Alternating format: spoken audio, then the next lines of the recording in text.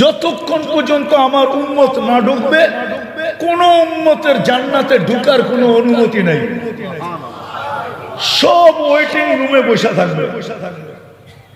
যদিও আমরা আসছি সবার শেষে, কিন্তু যাব জান্নাতে, যাব। ফিতা কে কাটবে? আমরা কাটবো। আমরা চলেন একটু আগে নিয়ে যাই, দেখি মজা লাগে কিনা। তো যখন ওইখানে যাবে দুজক জিজ্ঞাসা করবে মান আনতুম। দেখেন না, কিছু কিছু যুবক পাওয়া যায় সমাজে, কিছু লোক পাওয়া যায়, জিজ্ঞাসা করলে বাবলয়া জবাব দেয়, আমারে বুঝি চিনেন না? পোস্টার মোস্টার দেখেন না? আমারে চিনেন না? এই এলাকায় কি নতুন এলেন নাকি আপনি? এই এলাকার মাটি মাটি তো আমারে চিনে, আপনি চিনেন না? বাবুই অন্যরকম, ঠিক না? যখন দুজক জিজ্ঞাসা করবে আপনারা কারা, আমরাও বাবলমু, ও তুমি আমাদেরকে চিনো না?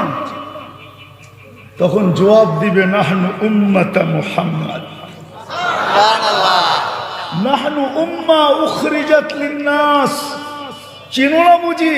আমরা দুনিয়াতে যাই নাই, আল্লাহ আমাদেরকে পাঠাইছে, তার কারণে গেছি, নইলে আমাদের দুনিয়া পালানোর দরকারই ছিল না।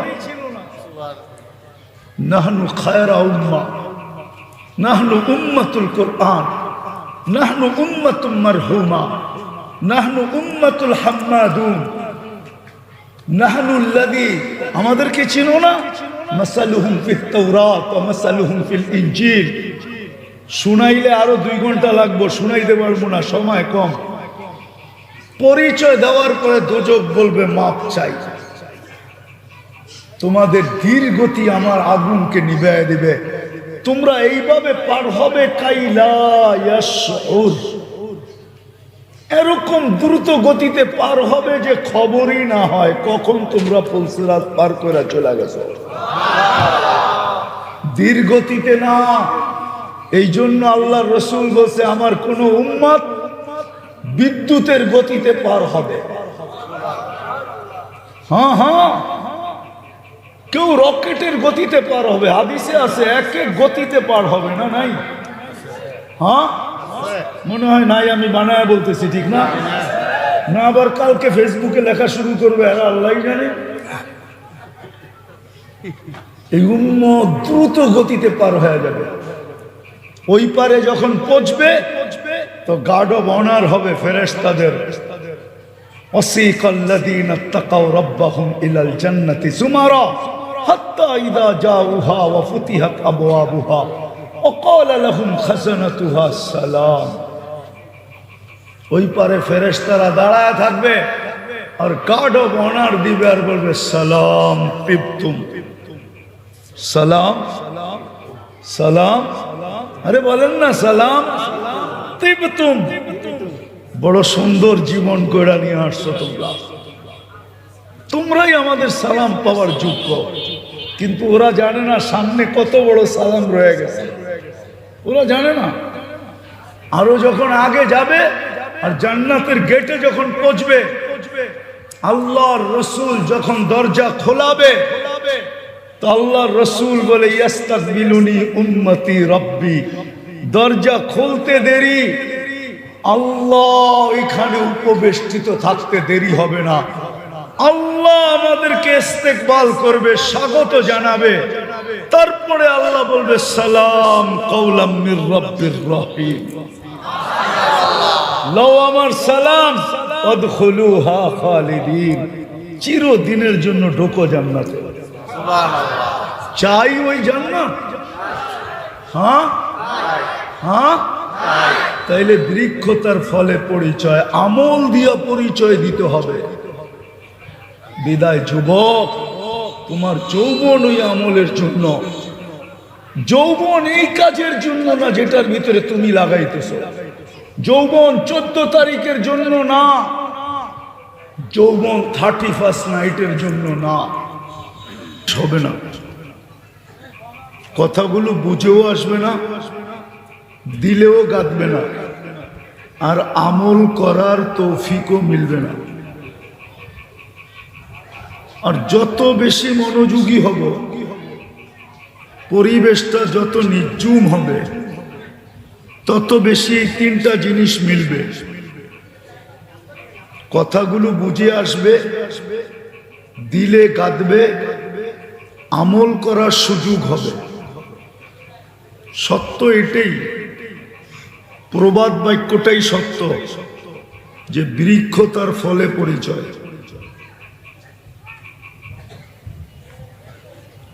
বৃক্ষ তার ফলে পরিচয়। ঠিক আমাদের জীবনটা এমনই,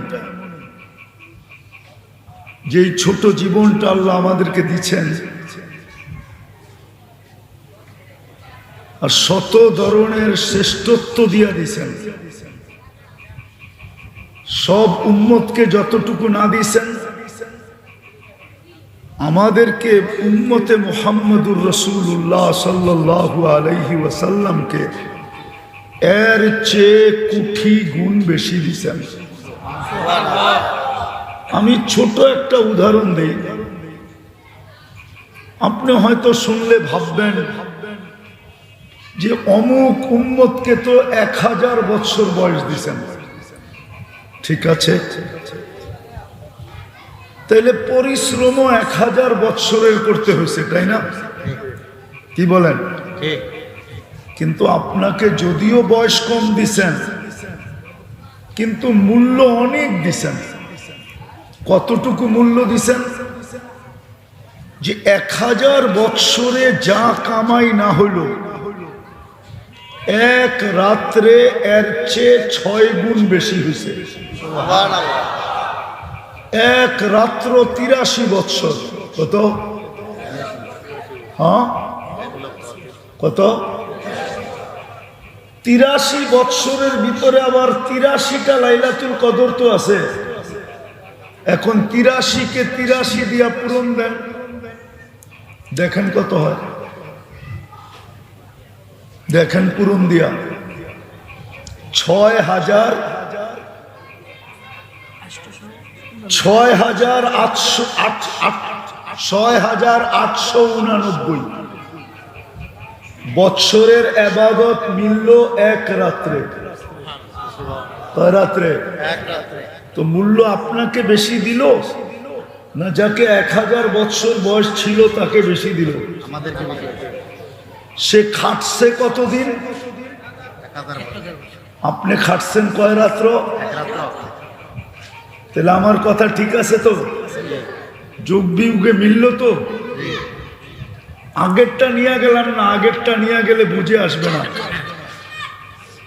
কেননা 6,889 বৎসর, ঠিক না?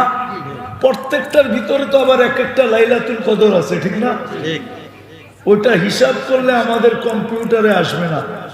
তাহলে আল্লাহর কথা সত্য হবে বেগায়ের হিসাব, হিসাববিহীন, হিসাব ছাড়া। তো যেটা বুঝাইতেছিলাম, বৃক্ষ তার ফলে পরিচয়। আমাদের পরিচয়টাও আল্লাহর কাছে আমলের দ্বারা, কোনো এলাকা দ্বারা না, কোনো বংশ দ্বারা না, কোনো বুলি দ্বারা না। আরবি বললেই যে জান্নাতে যাবে, তো আরবি তো আবু জাহেলও বলতো, ঠিক না? না বলতো না? আমাদের পরিচয় কোনো বুলি দ্বারা না। বুলি বুঝেন তো? কোনো ভাষা দ্বারা না। আমাদের পরিচয় কোনো বর্ণ দ্বারা না। আমাদের পরিচয় কোনো বংশ দ্বারা না। বংশ দ্বারা যদি পরিচয় হইতো, তাইলে আবু তালেবের কবর দেখলে চোখে পানি আসতো না। আমি সত্য বলতেছি, আমি আবু তালেবের কবর চিনি। যখনই যাওয়া হয়, যদি ওদিক দিয়ে যাওয়া হয়, কবরের দিকে চোখ ওঠে, তো খোদার কসম চোখে পানি চলে আসে। আবু তালেব রসুলের চাচা, 44 বছর রসুলকে বুকে রাইখা পারলেন। নিজের সন্তানকেও তো এতটুকু ভালোবাসতেন না যতটুকু ভাতিজাকে বাসতেন। 5 বছর অবরুদ্ধ জীবন যার জন্য কাটাইলেন। ওই রসুলের চাচা। আবার কবরে তো অন্য কেউ নামাইলেন না, রসুল নিজেই তো কবরে নামাইলেন। নামায়া উপর দিকে তাকায় একটা চিৎকার দিলেন, আম্মি আম্মি মা তারাক্তালি সাবিলা। চাচা, আমার জন্য কোনো রাস্তা রাখলেন না। বলছিলাম কলেমা পড়েন, পড়েন নাই। বলছিলাম ঠোঁটটা হেলান, হেলানো নাই। বলছিলাম একটু চুপ থাকেন, কিচ্ছু বললেন না। কিন্তু আপনি সর্বশেষ একটা চিৎকার দিলেন, আলা মিল্লাতি আব্দুল মুত্তালিব। আমি বাবার ধর্মের উপরে চলে গেলাম, আমার জন্য কোনো রাস্তা রাখলেন না।